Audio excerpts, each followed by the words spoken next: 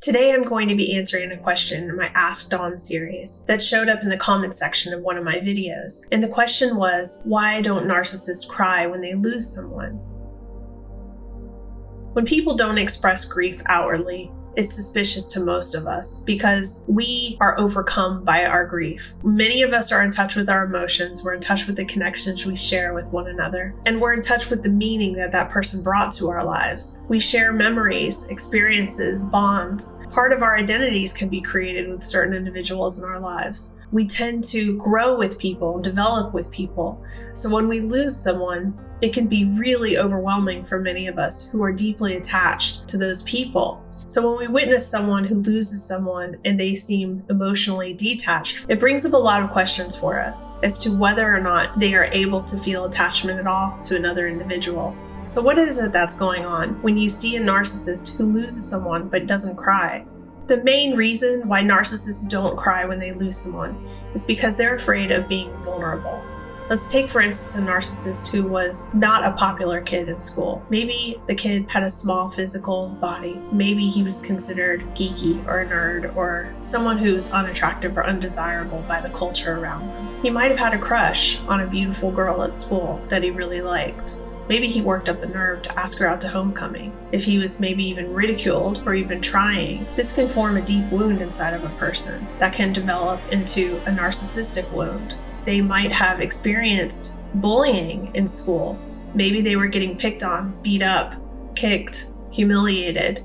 And sometimes people can develop a personality disorder because they have shut down their ability to feel their emotions because the only thing that they remember feeling are the experiences that people made them feel bad, weak, not good enough. Maybe they were getting ridiculed by their father or their male peers. These messages can cause a person to feel afraid of feeling vulnerable. They can make them feel not comfortable with deep emotional connection. That betrayal can form a very strong wound inside of a person that will make them afraid to have intimacy, to ever let themselves be vulnerable again with anyone else. So they grow up deciding to never again feel vulnerable, to never again allow anybody else to make them feel the ways that they've felt that caused them to feel bad about themselves. And some narcissists create an over-exaggerated sense of confidence and self-aggrandization in order to survive these feelings of inadequacy. So when you see a narcissist who has a big, huge ego,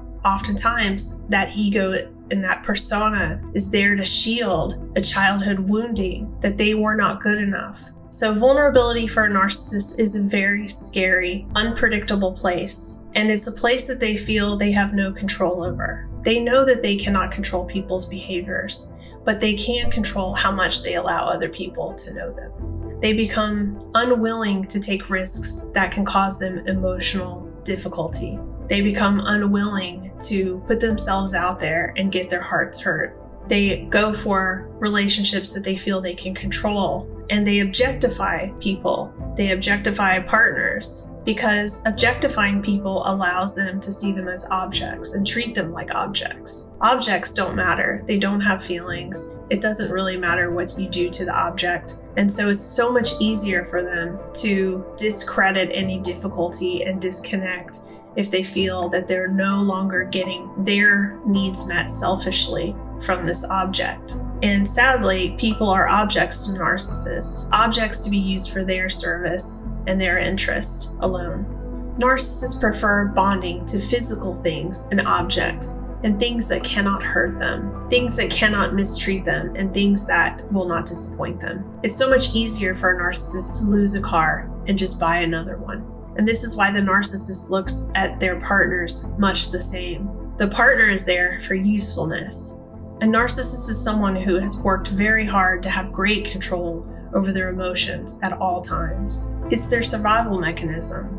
They can feel grief, but they will rarely, if ever, show anyone else that. This is because, above all else, they fear being emotionally vulnerable. If you're experiencing a loss with a narcissist will not know how to support you. They will not have the ability to have empathy and know what it is you're going through. They will only be processing what they feel and what their loss is. Everything is focused on them. their feelings, their needs. They will only see themselves and their own suffering. So if you see a narcissist who doesn't cry when they've lost someone, remember, they don't know how to feel comfortable being vulnerable, and they just don't know how to cope with that conversation. Just be compassionate, and remember that we're all just human beings trying to figure out how to cope with our emotions and experiences in life.